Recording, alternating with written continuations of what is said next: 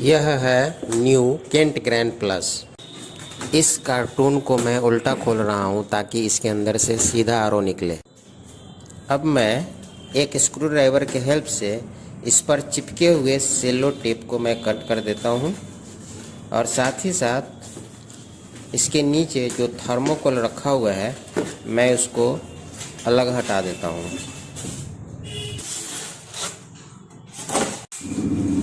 अब मैं कार्टून को पलटते हुए इस आरओ सिस्टम को सीधा निकाल लेता हूँ और इस बात का भी ख्याल रखता हूँ कि किसी कारणवश आरओ सिस्टम गिरे नहीं। अगर इसके अंदर से कोई सामान भी गिरता है तो वो सही सलामत रहे, टूटे फूटे नहीं। इस बात का विशेष ध्यान रखना है हमें।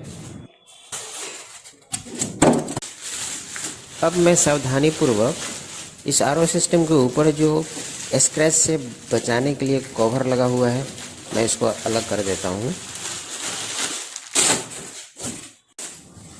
यह रहा 1/4 इंच और 3/8 इंच का ट्यूबिंग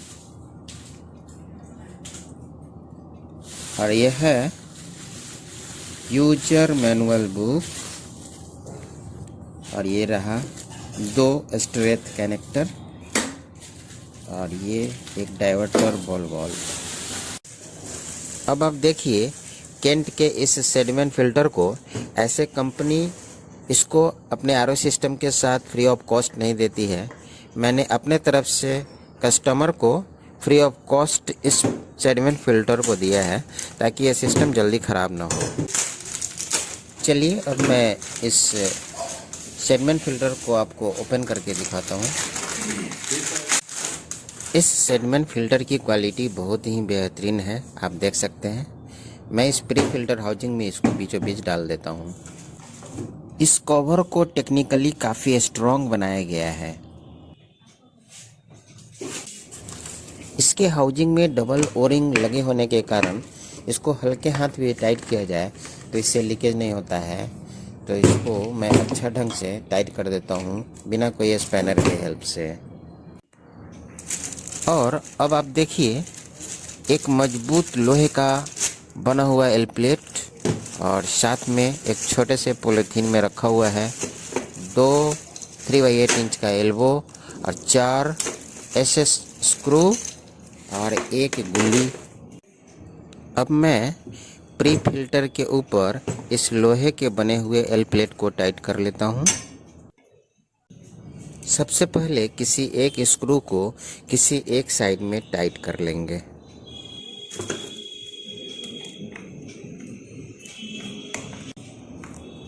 फिर वैसे ही जस्ट अपोजिट साइड वाले स्क्रू को भी टाइट कर लेंगे। अब आप आइए देखिए इस सेकेंड और थर्ड स्क्रू को मैं अच्छे से टाइट कर लेता हूँ।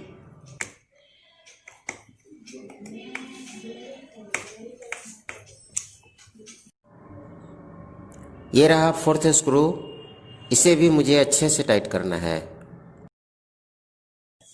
अब मैं एक बड़े से स्टार स्क्रू ड्राइवर के हेल्प से इन चारों स्क्रू को बारी बारी से फुल टाइट कर देता हूँ।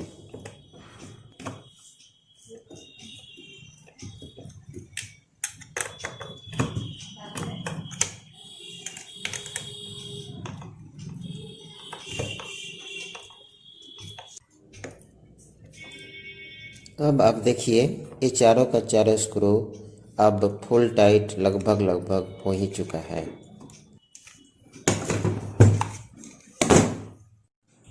अब आप आइए मैं इस प्री फिल्टर हाउसिंग के 3/8 इंच के दोनों एल्बो पर 20 से 25 बार टेफ्लॉन टेप पहले लपेट करके मैं आपको दिखाता हूँ।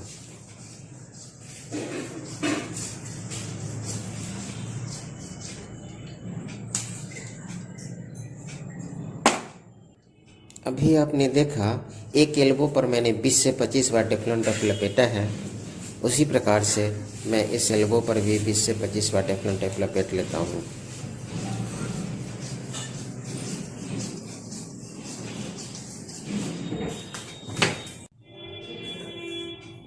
अब आप देखिए ये जो प्री फिल्टर हाउसिंग है उसके कवर में चूड़ी बना हुआ है।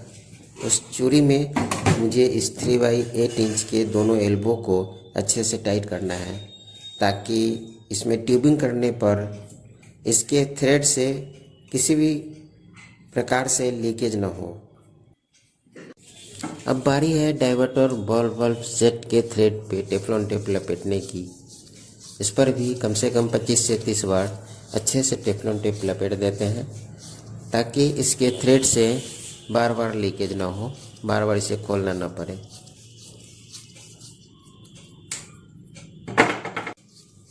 जैसा कि आप देख रहे हैं वैसे ही आपको तेज़ी से टेफ्लॉन टेप लपेटने आना चाहिए, ताकि आप देखने में एक्सपर्ट लगे।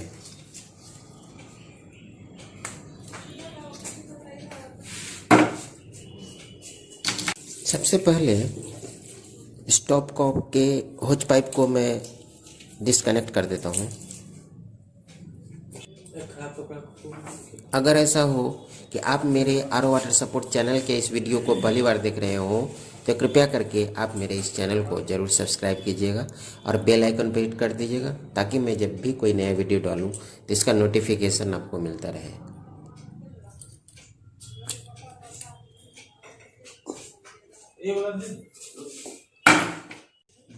अब मैं स्टॉप कॉक के थ्रेड पर भी अच्छे से टेफ्लॉन टेप 25 से 30 बार लपेट लेता हूँ, क्योंकि कई बार होता क्या है कि डाइवर्टर बल्ब सेट इसमें टाइट करने के बाद इसके थ्रेड से लीकेज होने लगता है।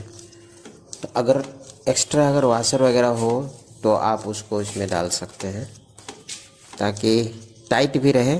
कई बार देखा गया है कि यहाँ से लूज हो जाता है। अब मैं इस डीवी सेट को स्टॉप कॉक के थ्रेड में अच्छे से दोनों हाथ से पकड़ के टाइट कर देता हूँ, ताकि ये लूज भी नहीं रहे और कहीं से लीकेज भी नहीं हो, इसका खास ध्यान रखते हुए।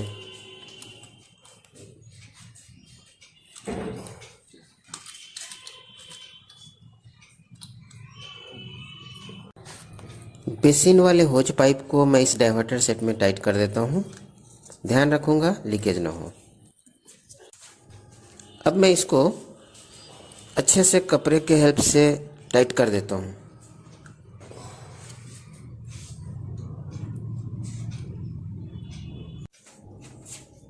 आइए अब देखते हैं ये डीवी सेट का इंस्टॉलेशन सक्सेस हुआ कि नहीं। और देखने में लग रहा है ये बिल्कुल सक्सेस हो चुका है।